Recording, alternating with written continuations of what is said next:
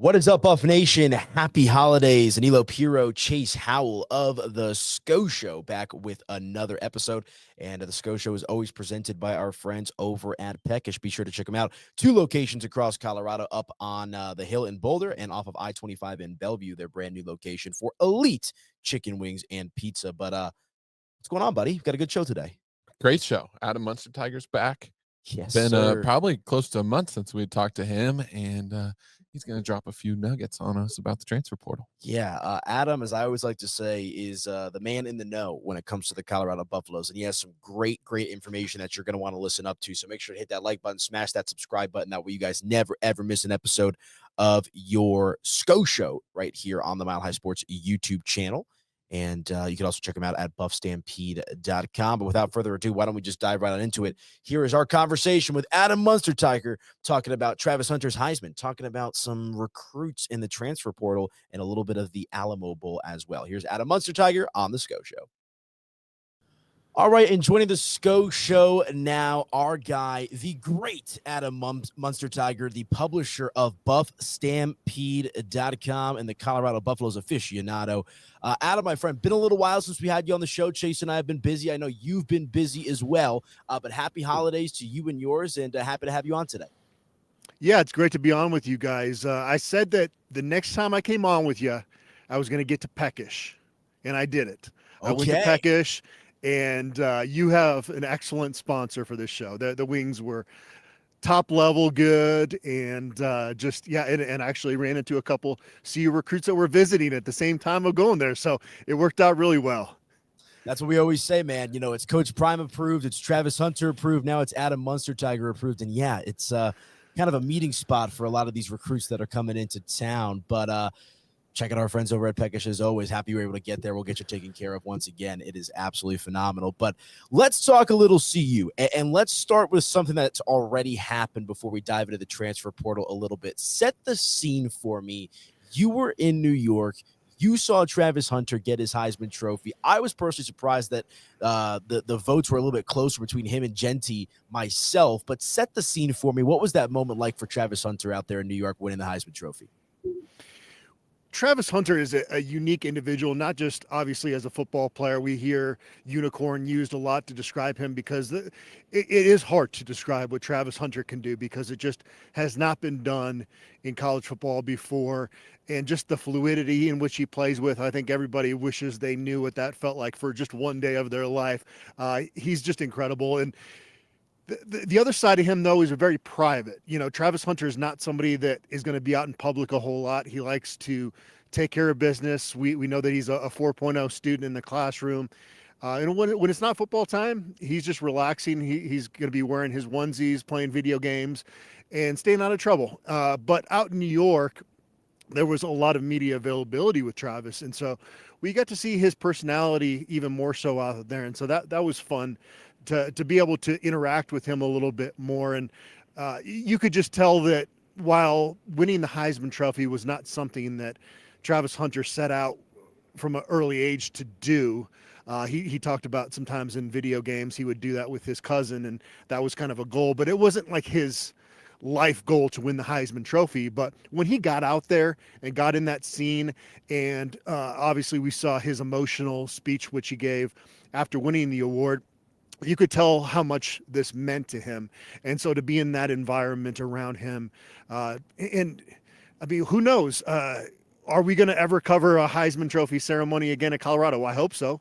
But you never know. And so just to be able to kind of take in really a once in a lifetime experience, being able to kind of ride Travis Hunter's coattails out to New York City, I guess. Well, it was a great experience.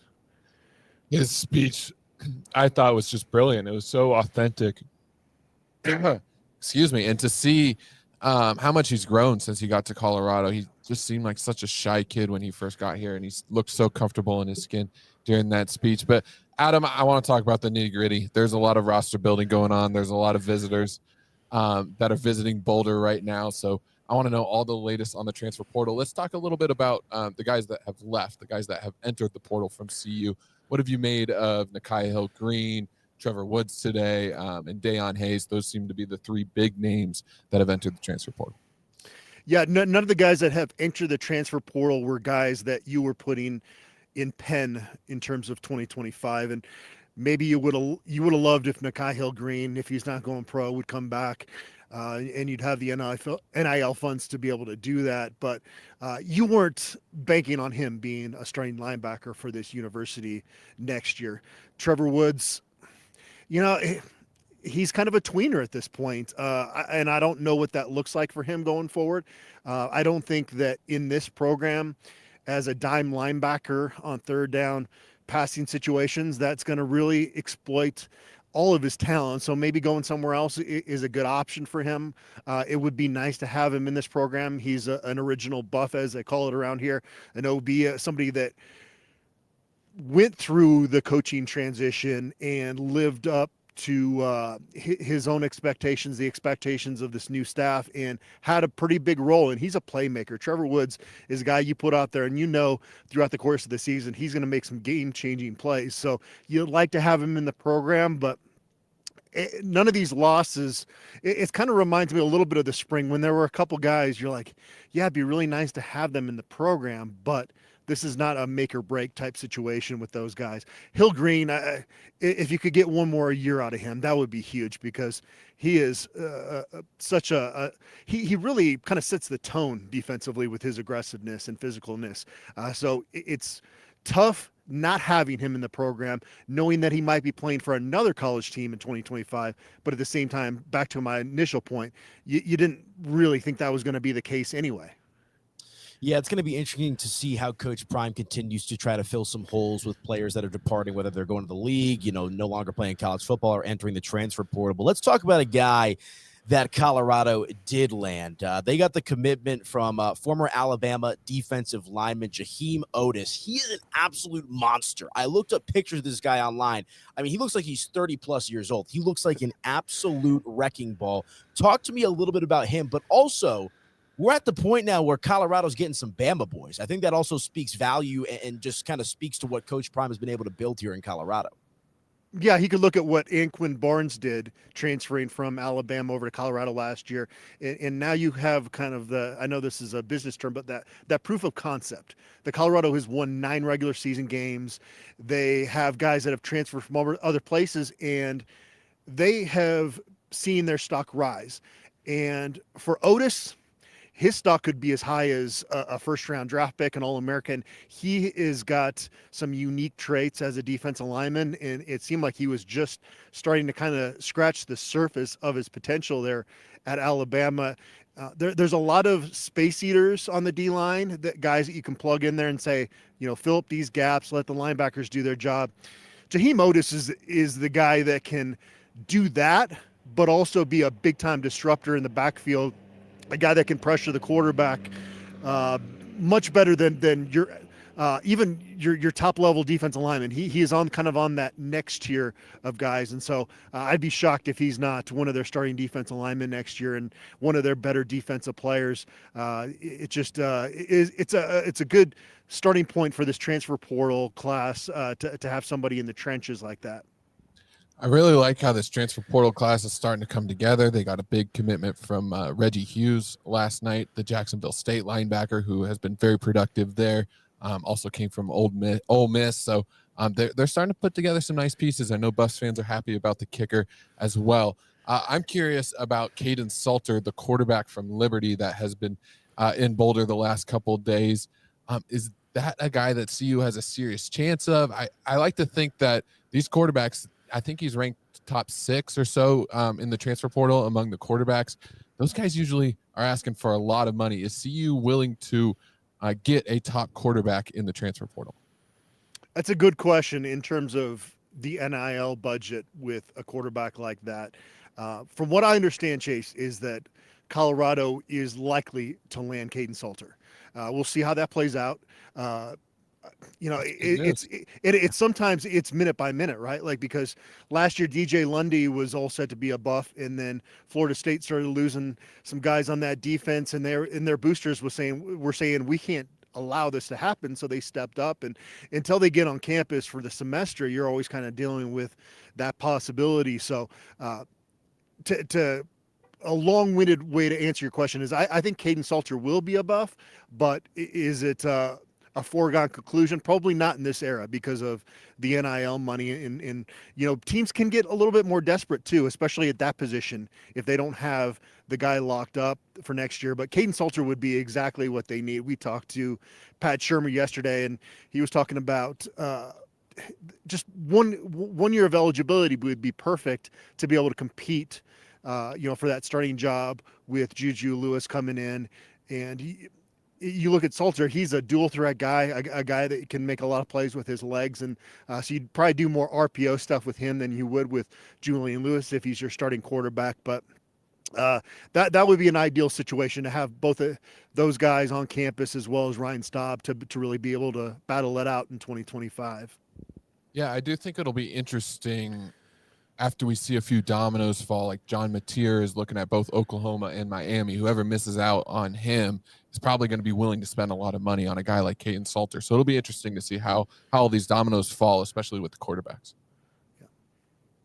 Yeah, and so, obviously we're in the thick of transfer portal season, but before we get out of here, man, I'm excited to just see what Coach Prime continues to build with this roster in the portal. I know you got to run, but we're probably not going to talk to you next week. Obviously, the holidays and all that good stuff. But we got the Alamo Bowl coming up, and I want to ask you, Coach Prime's been on the record saying, they're going to play their guys. So last opportunity to see Travis Hunter and Shedeur Sanders in the black and gold.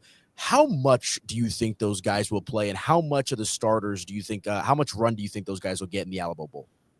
I think they'll get a lot. Yeah, I think that you'll see a few new faces, get a few new roles, kind of like we saw with Isaiah Harwich in that Oklahoma State game. You want to definitely test a few things out, but the vibe around here, guys, is that Colorado wants to win this Alamo Bowl, get to 10 wins. When I was going down there to cover the Alamo Bowl back in 2016, Colorado was just riding a high, and they were super excited to be going out there. There's a little bit more business-like approach, I think, with this team going out there. I definitely think you're going to see them compete much better against BYU than that 2016 team did against Oklahoma State in that football game. But yeah, no, I'll be out in San Antonio beginning next Tuesday night. So if you guys want to do a video from the Riverwalk, I got you. All right, man. Well, hey, check out Adam Munsterteiger on social media. He's also the publisher of BuffStampede.com. He's got you covered with all the news and notes involving the Colorado Buffaloes. You heard it. He'll be out there in San Antonio for the Alamo Bowl as well. Adam, my friend, thank you so much for a few minutes of your time. I know that bowl season is here, but the offseason is going to be wild for the Colorado Buffaloes. Happy holidays to you and yours, and we'll do it again soon. Happy holidays, guys. Thank you.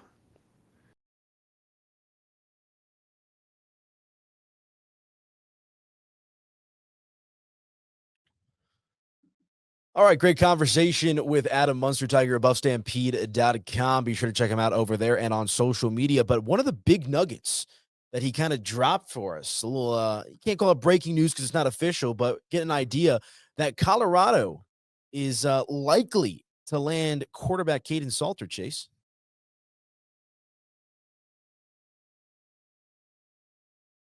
One more group that I want to talk about. I saw you tweet this out last night. A couple of USC players hopping in the portal, and Zachariah and Zion Branch. A little Colorado connection there as well.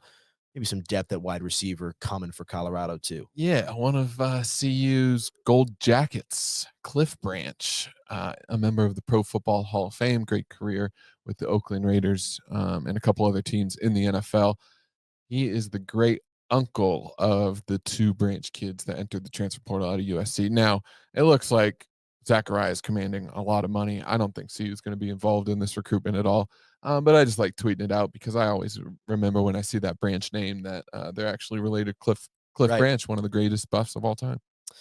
It's going to be interesting, man. And, you and I talked about it on the kind of impromptu Coach Prime staying show that we did earlier this week, but he had the commentary that he knows what he knows. And I'm sure that he's got a couple aces up his sleeve, does Coach Prime and does his Colorado Buffaloes coaching staff. So I'm excited to see what dominoes continue to fall here.